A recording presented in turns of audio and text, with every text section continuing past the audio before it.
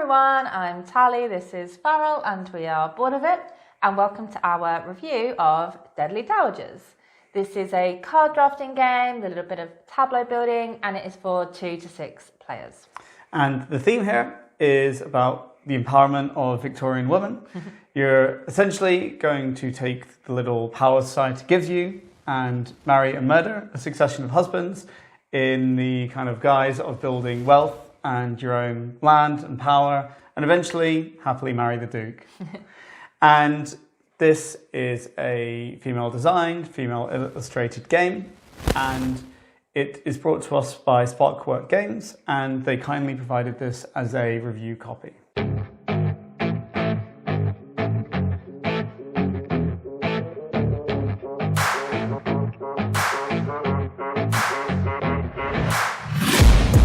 Taking shots at the enemy. I'm gonna make it to the top, leave a legacy. Okay, so how does it play? At the beginning of the game, every player is going to choose which character they're going to be for the game. Today, I'm Dahlia. She likes playing backgammon and chess, and she is very calculating, so we need to be wary of Dahlia if you're a husband. And you are? I'm Constance, and she's a bit of a herbalist, and she knows all about the properties of hemlock. Be aware of Constance. Love her with all of her plants. Yeah, she's smelling flowers in her lovely illustrated portrait. Wonderful. So the characters aren't asymmetric in any way. They all play the same. It's just a fun little backstory, essentially. Everyone also starts with 2 farmlands at the beginning of the game in their tableau, some starting cards that you're going to go ahead and draft anyway.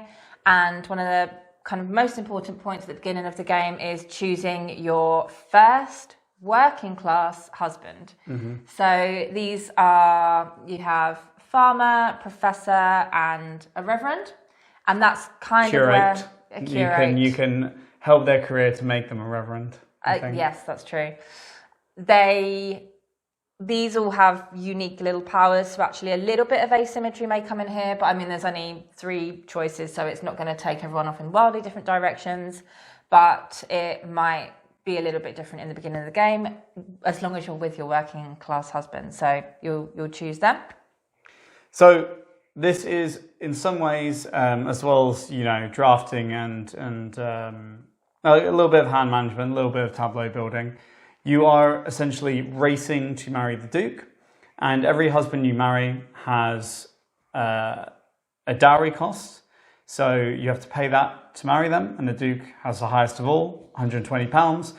And when you kill husbands, you gain infamy, which is this important track in the game. And if you're too infamous from all the suspicion around your murdering, then people don't want to be associated with you, they don't want to marry you. So you need to keep that in check as well, because there's a lot of systems in this game where you can do something without a card, but you go up a lot of infamy, so in a pinch, or you can kind of try and draft the cards and do the same things, but without going up a lot.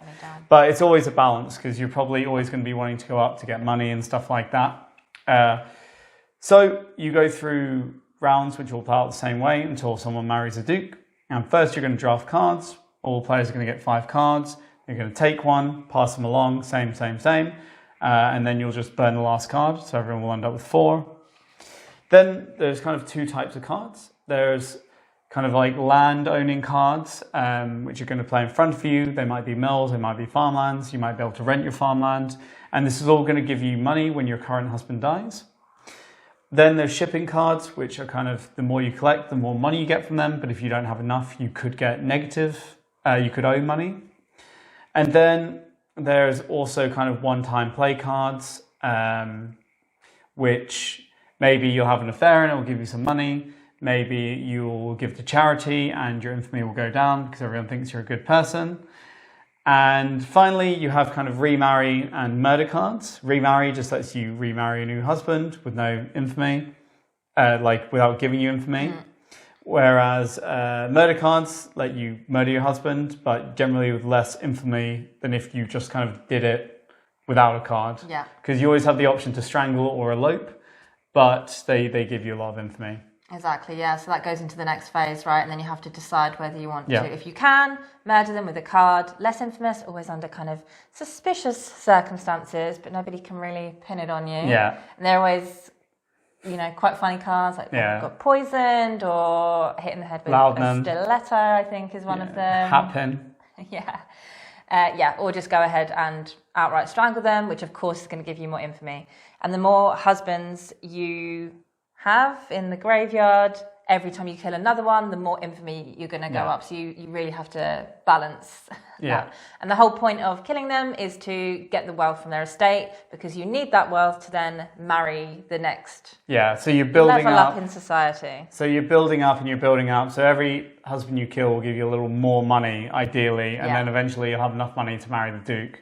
So that's where the race part comes in, because all the other players are trying to do the same thing. Exactly. But shall we go to what we think? Mm-hmm. So what do we think? Well, probably the first thing that's worth talking about is the theme, because I think it's something that might be a sticking point for some, might be a point of confusion for others. So I don't know if you want to jump in, being a woman at the table. Yeah, I don't know exactly how to feel about it. Obviously, it's tongue-in-cheek. It is quite funny. Yeah, but sorry, just... One of the best things... man interrupting me. One of the best things, because I think this is a good point to say it, but one of the best things in the game is that a lot of the cards have little flavor text on them, like the murder weapons and the charity cards that are really like scathing and like tongue-in-cheek. And it's probably my favourite point. It adds so much humour and character into the game. Exactly, yeah. When you first told me about it, I was a bit confused and thinking, is that a theme that I really want to encourage in a way? Like the only way that a woman can get any power is to murder people. But on the other hand, it's historically accurate in a way, right? So this kind of thing did happen, and this is the only way that women could get some kind of empowerment and power and wealth for themselves, because they were otherwise not able to. So I think for me, if I just take it for what it is, like a little bit humorous in a way, it is historically relevant for the time, then, you know, I got more into it as we played it. And like you said, I think the flavour text really adds to the humour and just taking it for, it's really hard to say, like a bit of fun, because they're murdering people. Yeah, well... The fact that I'm getting so stumbled over my words just really says how I feel about it, I would say. I really don't know how to feel about it. But yeah, I enjoyed playing the game. And I think the theme, I decided to go on the more positive side and just take it as a bit of fun. Yeah, I mean, could you argue that then it's in some ways, because, again, it's kind of female designed, female, I was going to say decorated, but... you know, the female artists have done the artwork. Yeah. Is it also a way of taking back power, I guess? Yeah, exactly. Because I think maybe if a man made this, it might be a bit weird and different. Yeah, that actually made my heart go a little bit funny, to be honest, like really like in annoyance. The thought of that. I'm out of all the people we've played this with, I'm the only man who has played it. Yes, that's true. So, which is quite funny. Yeah, and everyone has actually thought that it was really fun. Yeah. All of kind of my friends that we've played with. All the women found it very... They got really into it. Yes, come on, girls, and took it in that direction. So that was funny, I guess. But yeah, I could fully understand if you came to this and might have a problem with it. Yeah. So that's just one thing. But I think, it's just very tongue-in-cheek, and I think the rulebook has a lot of real life or kind of based on real life examples that actually kind of happened. Yeah. In Victorian times. There's also like a bit of historical accuracy here as well, in a light degree. In terms of the gameplay, I think it's almost one of those games that's hard to review for us, because I don't necessarily think we're quite the people it's for, because we prefer heavier games, like big board, a table. And I think for us, this is definitely more of a game you take to the pub. Certainly have fun playing, and the kind of theme and the life that's given to the game through the flavor text and the characters, and actually it's one of the better games thematically, where kind of things mechanically it goes really well hand in hand with the theme. Definitely, actually, yeah. So there's a lot of fun to be had, but I don't think there's so much depth here because there's not a great variety of cards.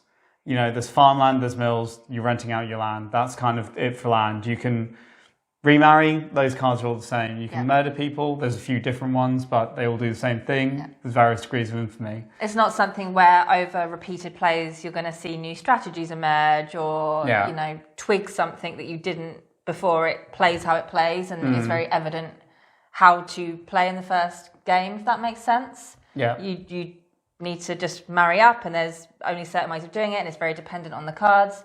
But that said, I think what it does really well. Like you said, everything interlocks really nicely. It's quite humorous, and it's just fun to play.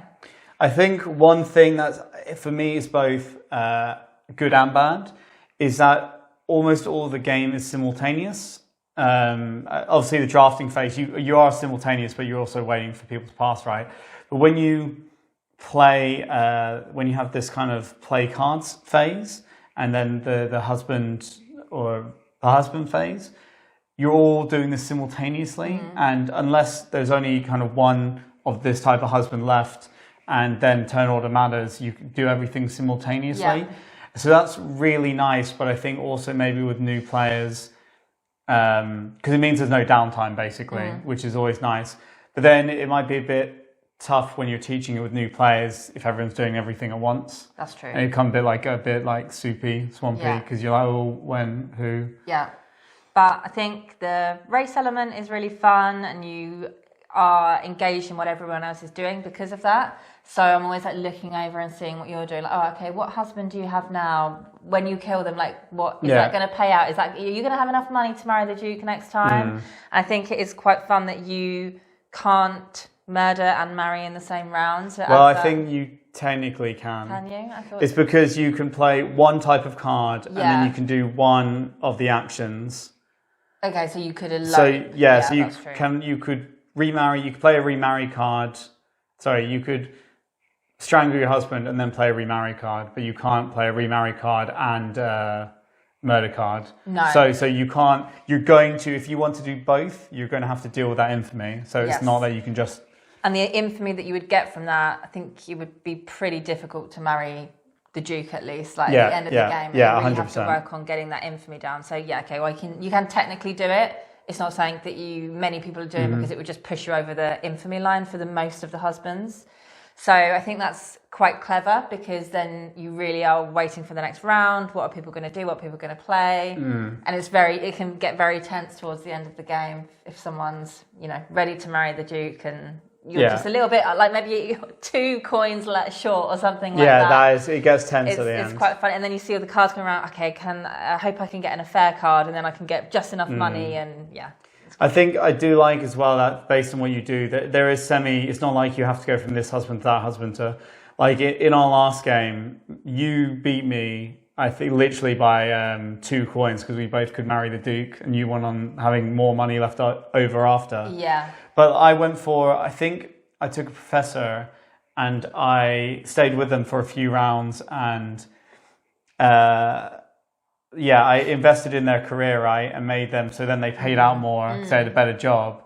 And I basically, with all the land and I think the shipping, I more or less had enough from that payout to then get the best type of husband that isn't a Duke, which is then a bigger payout, and I had less money to bridge. Interesting. So I basically only had 2 husbands before the Duke, whereas some of the girls at the table had 4, right? Yeah. But they were also close. Yeah. Waiting to marry the Duke, they just didn't have the money. So I like that you can kind of play the slow game and be committed to a husband for a few rounds, or just go one after the other, right? But then you're going to get more infamous, so you have to have the right cards to deal with that.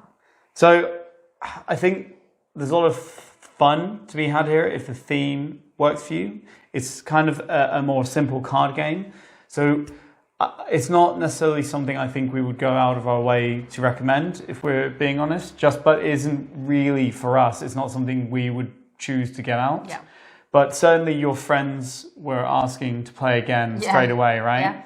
and they had a really good time. And I think so. It's maybe for a kind of lighter brand of gamer than us, and certainly a game we would take to the pub. Yes. I think it would be great if you're just at the pub with a few friends. It plays quick. It's all simultaneous, so nobody sat around being bored. There's not that many components, so it's transportable. Take it on holiday, something like this. Yeah, funny if you role play a bit. Yeah. But yeah, my biggest, I think, worry, there's nothing gameplay-wise that I think is a failing or I didn't like. I just worry that, again, because it's lighter and simpler, and this is just probably an us problem, I don't know how many plays I would get out of it before I got a little tired because there's not a lot of variety in the cards.